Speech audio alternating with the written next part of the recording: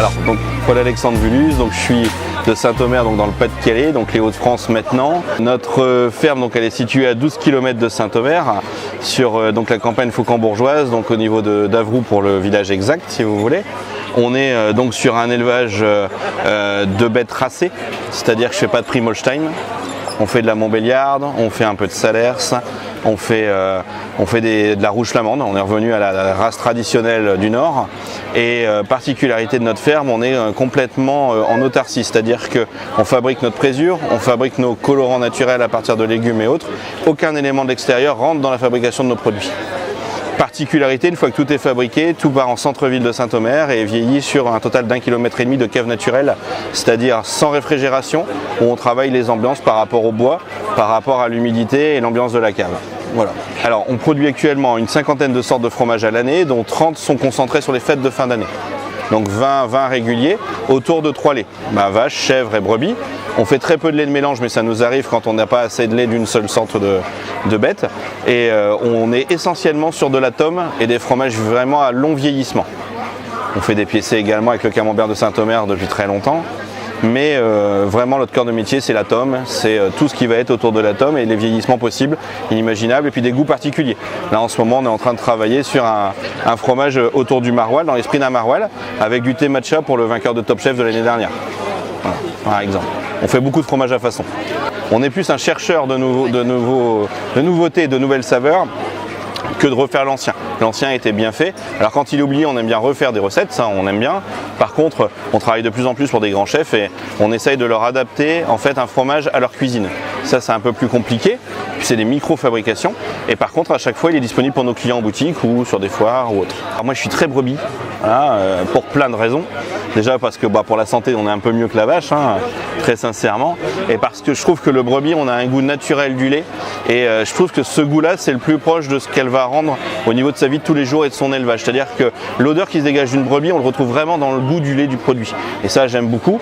Et c'est un produit qui est très très malléable. On peut faire un camembert, on peut faire une brique, on peut faire une tome, on peut faire un bleu. Et ça s'accommode avec plein de choses. On a fait des brebis aux fleurs, on a fait des brebis au thym. Tout ça, c'est très très intéressant. Et ça a une palette aromatique bien plus importante que la vache.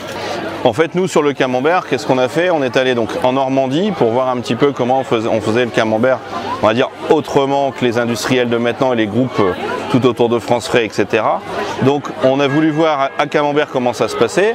Donc, on nous a expliqué les 6 louches, enfin les 5 louches, des fois 6 en fonction de la variation du lait.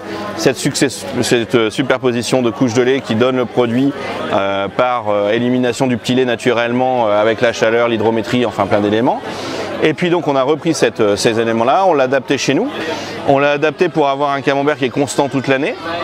Par contre, on a deux moments forts dans le camembert de Pâques, c'est-à-dire le vrai lait de Pâques, ce qui a donné tout le fromage avec le pastoralisme et ces choses-là. Donc c'est quoi? C'est la première remise à l'herbe des bêtes. Donc on est très chargé en protéines, on a un camembert qui est très fruité, très parfumé, très long en bouche. Et puis le camembert de plein été, là, donc là comme en ce moment, fin septembre ou mi-septembre, on a 4-5 mois de pâturage derrière et on a un camembert on a du mal à le faire tenir dans sa croûte, il a envie de se filer, il a envie de se sauver vers d'autres contrées. Et c'est assez rigolo. Et là, on a un camembert qui est complètement différent. On n'est plus sur un fromage avec de la puissance, avec de l'intensité. Sur la technique de fabrication, effectivement, on est sur un lait cru, donc on sort de traite. On met nos 6 couches de lait successives avec un temps à respecter. Ça contient un secret. Et puis, on fait des retournements. Et au bout de 21 jours, on a ce qu'on appelle un camembert. Et ce qui est intéressant, c'est que le camembert, il a aussi un affinage qui est très intéressant.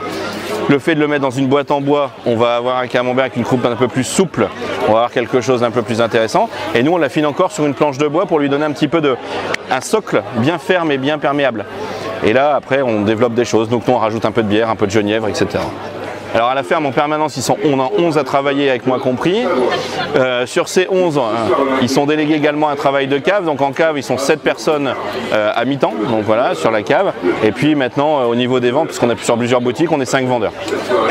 On est passé d'une affaire j'ai montée seule à effectivement un peu plus de monde. particularité, c'est une grande famille, on est tout, enfin parce que voilà, j'ai mes cousins, etc. C'est vraiment toute la famille qui est dedans. Et ceux qui ne sont pas de la famille sont devenus de la famille par passion de produits. Et on est tous très passionnés de produits. Voilà. On part encore voir les alpages une fois par an. On part encore à la recherche de producteurs tous ensemble une fois par an. Voilà, on aime ça.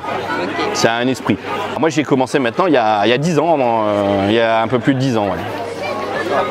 Vraiment sur l'Audomarois en 2010. Puis avant, si vous voulez, j'ai repris mes études et je suis parti, donc je suis allé en Corse, je suis allé en Bretagne, je suis allé en Alpes-Côte d'Azur pour voir un petit peu tout ça, pour apprendre mon métier, me mettre sur place avec la vie des bergers et autres. Et puis on a créé donc la ferme audomaroise en 2010. www.lafermeaudomaroise.fr où vous retrouverez les vieux produits de cave. Bon, c'est une volonté, vous allez retrouver nos plus vieux produits, les choses qui peuvent faire un peu peur et qui voilà. Et on est là derrière pour le conseil. Après les réseaux sociaux pour voir notre actualité, et voir ce qu'on fait aussi pour nos chefs justement, les choses comme ça. Et puis sinon le mieux de tout en boutique. Voilà. Venir découvrir la belle région audomaroise où on est partenaire de l'office pour vous faire découvrir aussi pas que le fromage. Et puis venir nous voir effectivement, en sachant que la ferme donc, se visite l'été, essentiellement l'été, donc tous les dimanches de juillet et août sur des journées complètes à la ferme. Donc le matin tout ce qui est fabrication, le midi un repas à la ferme, l'après-midi une visite de cave. Et après pour les événements exceptionnels ou pour les personnes encore plus passionnées, on le fait n'importe quand. Voilà. On est au 26 rue Louis Martel et en sachant que si les gens ont besoin de petits produits pour accompagner, on a l'épicerie à côté avec que des petits producteurs comme vous pouvez trouver sur ce genre de foire au 28. Donc 26 et 28 rue Louis Martel à Saint-Omer, à 100 mètres de la cathédrale de Saint-Omer.